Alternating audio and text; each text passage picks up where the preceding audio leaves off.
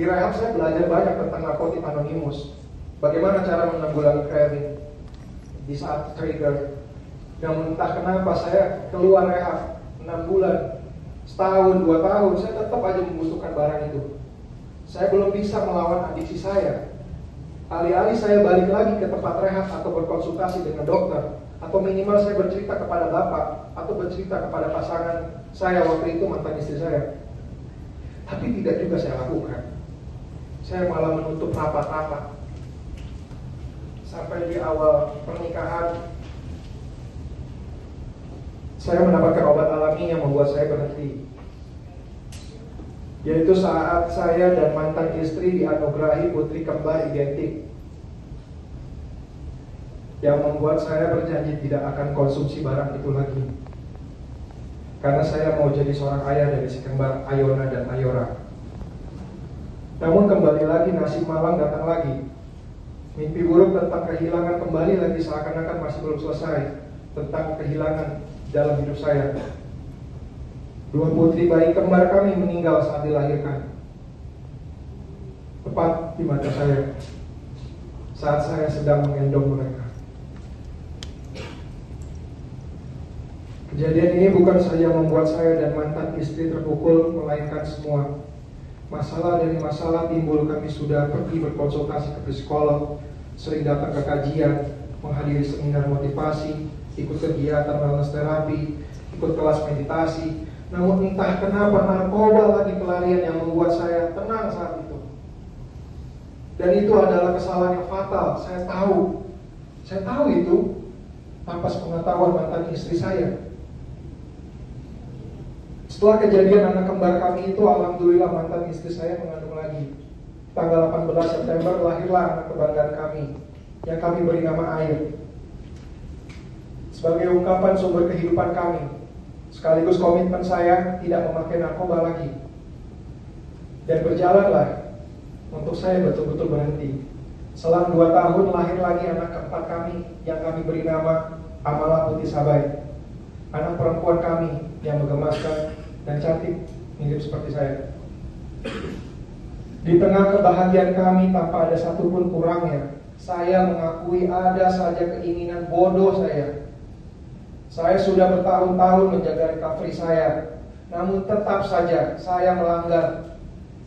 Craving itu muncul lagi lebih sering, dan sekali lagi salahnya tidak segera ke dokter dan tidak pula bercerita dengan istri. Malah saya tahan sendiri.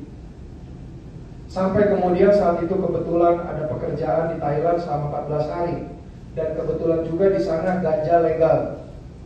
Jadilah saya relapse lagi, jatuh lagi. Kali ini lebih parah dari sebelumnya. Sampai setibanya di Jakarta, keinginan pakai pun semakin besar, sehingga saya putuskan meminta tolong kepada sepupu saya untuk dicarikan. Tapi karena kita berdua awam dan barang itu pun juga tidak mudah didapat, maka polisi pun mencurigai. Dan untuk kedua kalinya, saya pun tertangkap oleh Polres Jakarta Selatan. Kali ini tanpa adanya barang bukti, hanya urin saya yang positif karena baru pulang dari Thailand. Sehingga itu membuat heboh semuanya, sekaligus menghancurkan segalanya. Karena bukan saya saja yang melainkan mantan istri dan anak-anak yang kena imbasnya. Dan itu yang membuat saya sangat terpukul. Selalu saja saya kalah dari adiksi ini. Kalah melawan nafsu diri sendiri. Selalu saya yang menjadi antagonisnya. Karena tidak komit dengan tekad saya. Saya akui itu. Nafsu ini yang terlalu besar yang membuat saya kalah. Tidak pernah berpikir bahwa impact-nya akan luar biasa besar, persis seperti kasus ini. Terlalu menggampangkan, namun lupa kalau sebagai public figure, konsekuensi yang saya terima 2 kali lebih besar dibandingkan orang biasa kebanyakan. Hakim pun waktu itu memutus saya kembali lagi menjalani rehab. Sungguh menyakitkan, bukan karena rehabnya, melainkan kabar yang saya terima datang dari mantan istri saya, yaitu keinginannya untuk bercerai, meminta saya untuk berikan talak kepadanya. Ya tentu saja saya menolak. Untuk saya yang dibesarkan oleh keluarga yang tidak ada kata bercerai, dengan melihat betapa besar cinta bapak kepada mama, bahkan sampai mama menutup mata pun Bapak masih tetap setia dan memilih membesarkan kami sendiri tanpa didampingi pasangan lain sampai akhir hayatnya. Tentu saya tidak akan ada kata bercerai di hidup saya. Namun berbeda lagi dengan pandangan mantan istri saya. Dia pun tetap memaksa meminta talak. Sebagaimanapun saya sudah meminta maaf, memohon, merajuk, meratap, menangis meminta dikasihani, meminta kesempatan sekali lagi agar jangan sampai berakhir. Namun keputusannya sudah bulat. Sebagaimanapun sudah saya tunjukkan perubahan setelah saya pulang dari menjalani rehab, tetap tidak berubah sama sekali tekadnya. Dan inilah titik terendah saya. Seolah-olah kenangan buruk itu muncul secara bersamaan tentang kehilangan, dan antara hati, pikiran, dan badan tidak berjalan seiringan. Sri sudah meninggal. Sejak itulah kehidupan saya berubah total 180 derajat. Bapak sangat terpukul sekali dan memutuskan kembali ke Padang, membawa kita semua. Mbah pun pindah ke kampung Majalengka. Saya disuruh pilih ikut Bapak ke Padang atau ikut Mbah ke Majalengka. Tapi saya tetap ingin tinggal di Jakarta agar lebih dekat dengan kuburan Mama dan Siva. Akhirnya saya pun tinggal bersama tante saya dari rumah ke rumah. Pindah-pindah karena saat itu saya pun menjadi anak yang bandel. Susah diatur, hidup semaunya, sering bolos sekolah, jarang pulang, sering berantem, gak pernah sholat. Jujur, di umur saya waktu itu saya sangat marah kepada Tuhan, kepada keadaan, dan kepada semua orang melihat teman-teman saya yang mempunyai keluarga yang harmonis. Maka pelarian saya waktu itu mulailah saya mengenal hidup di jalanan. Saya nongkrong bersama anak pang, ngamen di stasiun, parkirin di perempatan jalan, tidur di jalanan, nganter raya sehat di terminal di stasiun pasar. Saya kenal minum-minuman, saya kenal obat-obatan, terus sering tawuran, dan masih banyak hal lagi yang konyol saya lakukan. Tak heran dari SMP sampai SMA 15 kali saya pindah sekolah karena dikeluarkan. Sampai pada akhirnya semua tante saya menyerah dan mengirim saya kembali ke Padang. Namun bukan di kota, bukan tinggal sama bapak, melainkan di kampung Muara Labu, Solok Selatan, tinggal bersama kakek dan nenek. Kakek seorang datuk yang dihormati di sana. Saya di sana bukan untuk sekolah, melainkan bantu kakek urus sawah dan ladang serta belajar silat. Melihat perangai saya di Jakarta, maka bapak memutuskan saya untuk sekolah alam, yaitu belajar silat dan agama di Surau. Selama 3 tahun di sana dan belajar silat, sampailah saya berhasil menjadi atlet pencak silat dan pernah mendapat medali perunggu tingkat Porda Sumbar 2011 serta tingkat pencak silat tingkat nasional internasional 2016. Dan dengan silat pula yang membawa saya melihat dunia sampai ke Hong Kong, ke Singapura, Malaysia, Brunei, dan terpenting yang membawa saya ke industri hiburan tanah air. Dengan debut pertama saya yang melambungkan nama saya dari sinetron laga 7 Manusia Harimau, telah merubah dari anak piatu berandalan menjadi seorang selebriti terkenal di umur saya 19 tahun. Saya pun berhasil membawa adik-adik saya sebagai seorang selebriti, dan kami berempat laki-laki bersama bapak berhasil menaklukkan kehidupan kota Jakarta. Hidup glamor yang cukup menyenangkan. Namun tetap ada masalahnya, dan awal dari segala masalah yang timbul pada diri saya. Di dalam semua kesenangan, kemewahan, serta popularitas, entah kenapa saya selalu merasa kosong. Saya selalu merasa ada yang kurang, bukan tidak bersyukur atas semua nikmat. Sejujurnya entah apa yang saya rasa sesuatu yang hampa. Sangat aneh di diri saya, yang saya pun tidak mengerti mengapa. Sampai kesalahan itu datang, berawal dari teman dan lingkungan, sampai akhirnya saya mengenallah dengan narkoba. Entah kenapa saat saya memakai narkoba, saya merasa rasa kosong itu terisi. Seakan-akan rasa yang hilang itu kembali, dan seketika membuat saya tenang, seperti lengkap sudah rasa nikmat hidup ini. Saya konsumsi narkoba bukan seperti orang kebanyakan yang memakai narkoba untuk berpesta atau bersenang-senang bersama teman-teman. Beda hal dengan saya, mengkonsumsi narkoba untuk diri saya sendiri. Tidak suka bersama orang banyak, lebih menyendiri karena sensasi yang saya rasakan ketika mengkonsumsi itu alamiah. Saya seperti lebih hidup. Ditambah dengan alasan pembenaran popularitas saya yang harus selalu siap dan tersenyum bahagia di depan kamera, selalu dituntut untuk siap on cam 24 jam, membuat saya merasa jadi harus selalu membutuhkan barang tersebut. Seharusnya sejak dulu saya ke psikiater atau ke psikolog, namun entah kenapa saya tidak pernah berani melakukannya, karena saya merasa ini memang adalah rahasia pribadi saya. Saya takut untuk dikenali. Saya takut semua orang tahu kekurangan serta kelemahan saya dengan adiksi ini. Sampai akhirnya di tahun 2017, orang pun tahu dan saya pun terlambat berobat. Saya ditangkap oleh Polres Jakarta Pusat dan berakhir di luar persidangan ini dengan JPU yang sama, Uda Andre, dan kuasa hukum pun yang sama, Om John, dengan putusan rehab sampai saat ini. Saya ucapkan terima kasih juga kepada teman-teman media pers yang selalu hadir meliput persidangan ini dari awal hingga putusan nanti. Pada kesempatan hari ini, saya tidak akan mengulang apa yang sudah disampaikan oleh kuasa hukum saya terkait nota pembelaan berdasarkan fakta-fakta persidangan, dengan analisis yuridis mendalam serta argumentasi hukum yang diyakini dapat menjadi pertimbangan yang mulia majelis hakim. Melainkan pada kesempatan ini, izinkan saya menyampaikan sesuatu yang belum pernah saya kemukakan kepada khalayak umum tentang diri saya. Sesuatu yang selalu saya simpan dan takut untuk menceritakan tentang rahasia diri ini.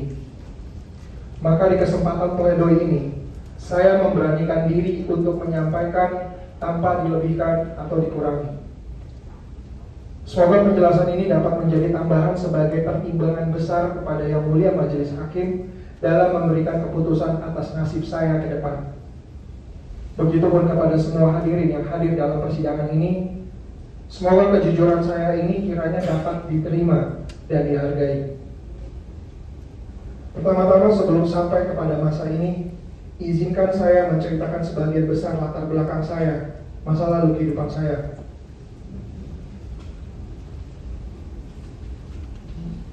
Saya lahir dari dua keluarga besar, Minang dan Sunda, yang notabene adalah tentara.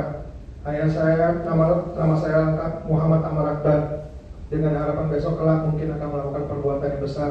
Doa dari bapak saya, Soen Rizoni, lulusan sarjana hukum yang merantau ke luar negeri, tepatnya di New Zealand. Mama saya Sri Mulyatini adalah guru TK Islam Al-Muwajjid di Depok. Sejak kecil saya sering diasuh oleh mbah dari mama, Mbah Ndut dan Mbah Nen, dengan didikan tentara. Karena mbah saya, Nana Sujana, adalah Letnan Kolonel Angkatan Darat. Namun saya tumbuh sebagai anak yang cukup dimanja oleh Mbah Nen dan Tante. Tetap disiplin sama Mbah Ndut, apalagi soal agama. Mama saya sangat keras disiplinnya soal itu. Saya tumbuh dari keluarga berkecukupan dan taat beragama serta jauh dari tindak kriminal, apalagi narkoba. Kehidupan masa kecil saya cukup harmonis dan menyenangkan bersama keluarga besar. Ditambah saya punya adik perempuan yang cantik yang bernama Siva.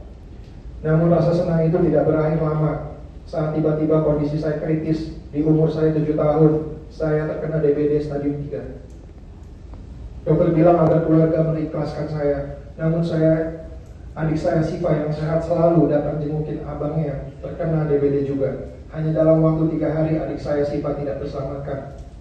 Setelah adik saya dikuburkan, seketika itu saya belajar tentang arti kehilangan. Di umur 7 tahun adik saya meninggal. Setelah kejadian itu, bapak pulang ke Indonesia, kemudian membawa saya dan mama pindah ke Padang. Tidak lama selang waktu, alhamdulillah Allah berikan pengganti Siva dengan lahirnya adik saya, Aditya. Kehidupan kami selama di Padang sangat menyenangkan, sampai pada suatu keadaan yang menyenangkan itu berubah menjadi suram. Saat kenyataan mama sering sakit-sakitan, sampai bapak memutuskan untuk kembali ke Jakarta. Mama divonis oleh dokter leukemia atau kanker darah putih stadium akhir. Di saat sedang hamil adik saya, yaitu Paji. Setelah kelahiran adik saya Panji, Mama sudah sangat payah sekali. Semakin hari kondisinya semakin buruk, badan semakin kurus, wajah pucat, rambut rontok, dan lebih banyak di kursi roda. Di saat itu saya masih belum mengerti jika kalau waktu bersama Mama tidak akan lama lagi. Saya masih nakal, suka ngelulut kalau dibilang, malas-malesan kalau disuruh sholat, disuruh sekolah. Sampai pada hari Kamis sore waktu itu, di rumah sakit, saya disuruh pulang sama Mama, tapi saya tetap nggak mau untuk pulang dan jaga Mama. Namun kata-kata terakhir yang saya ingat, kalau kamu jagain Mama di sini, terus siapa jagain adik kamu di rumah? Dan saat itu saya sedang ujian kelas 6, jadi saya harus pulang. Lalu pada malam harinya saya seperti sadar tidak sadar, namun terasa nyata sekali. Tiba-tiba Mama pulang dengan pakaian hijab putih, terlihat sehat seperti sebelum Mama sakit. Kemudian Mama memeluk kami bertiga dan mencium kami masing-masing. Setelah itu tiba-tiba sepupu saya membangunkan saya, bilang kalau Mama Sri udah gak ada. Pikiran saya mengatakan memang pantasnya orang seperti saya ini ditinggalkan. Orang seperti saya tidak pantas bersanding dengan wanita soleha, tidak pantas jadi imam bagi istri dan anak, karena saya tak lebih dari seorang pecandu yang sakit.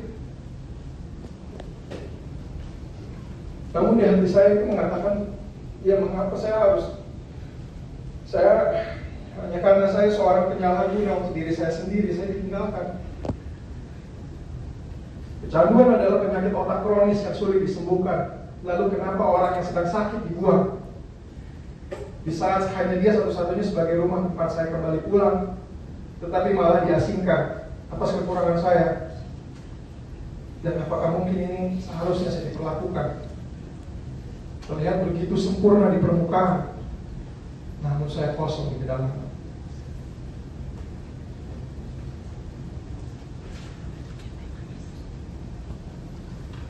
Begitupun dengan badan ketika hati dan pikiran berdebat, badan pun bergerak mencari narkoba. Kali ini lebih terang-terangan, dan gak pernah mikir dan gak peduli.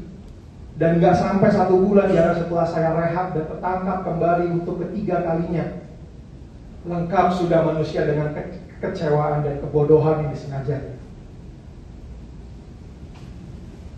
Berita tertangkapnya saya untuk ketiga kalinya semakin memanas, bukan hanya datang dari media dan netizen saja. Bahkan teman sejawat pun ambil bagian mencela dan mengutuk saya hanya demi sebuah konten agar selalu eksis. Bagi saya sungguh nggak apa-apa. Yang membuat saya semakin hancur tiada sisa datang bukan dari siksaan real, melainkan dari kepergian satu-satunya orang yang selalu ikhlas berdiri di belakang saya. Orang yang selalu tulus memaafkan kesalahan saya, yang selalu bersabar dalam menasihati saya tanpa sekalipun mengeluh. Orang itu adalah bapak saya sendiri. Tempat saya bersandar dan meminta pertolongan. Namun bapak pun akhirnya pergi meninggalkan saya selama-lamanya. Bapak pergi tanpa tahu anaknya tertangkap lagi. Bapak pergi membawa pertanyaan, kemana anak sulungnya? Kemana anak yang pernah membanggakan? Bahkan sampai bapak menutup mata. Saya tidak ada di sampingnya. Bahkan bapak sampai meninggal. Itulah dosa teramat besar yang pernah saya lakukan kepada orang tua saya.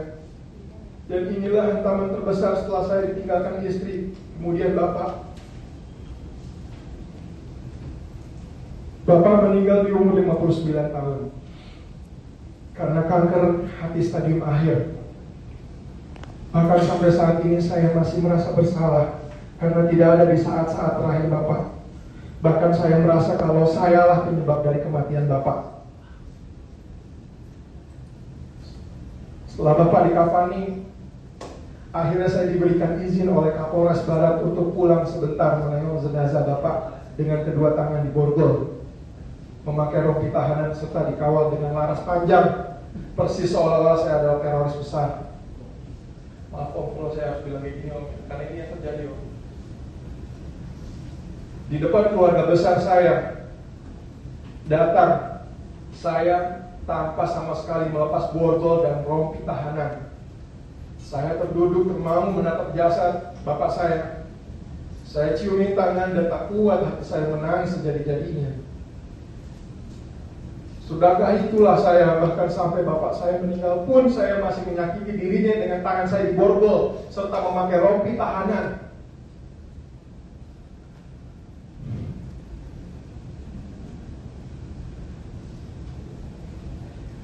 Belum genap 100 hari setelah kematian bapak, saya dipindahkan ke rutan Salemba untuk menjalani sidang. Belum sampai di situ, mantan istri saya mengabari kalau dia akan segera menikah lagi dengan laki-laki pilihannya sendiri. Ditambah pula saat itu saya masuk ke tuntutan JPU dengan menuntut 12 tahun penjara untuk seorang penyalahguna. Hampir saja saya gila. Dan gelap mata yang mengakhiri hidup saya. Jika saja tidak ada iman di hati saya, pasti sudah saya lakukan. Namun Bapak selalu berpesan dan membuat saya teringat, laki-laki itu pantang menyerah. Apa yang sudah jadi pilihan baik atau buruknya, jalani tanpa harus disesali. Bismillah. Pesan itu yang selalu membuat saya kuat sampai hari ini. Setelah tuntutan 12 tahun, alhamdulillah hakim memutuskan 3 tahun. Kemudian jaksa banding sampai kasasi menjadi 4 tahun dengan Om John juga sebagai kuasa hukumnya. Sejujurnya itu sangat berat bagi saya. Namun mengingat tuntutan yang tidak masuk akal bagi seorang penyalahguna, putusan itu patut saya syukuri.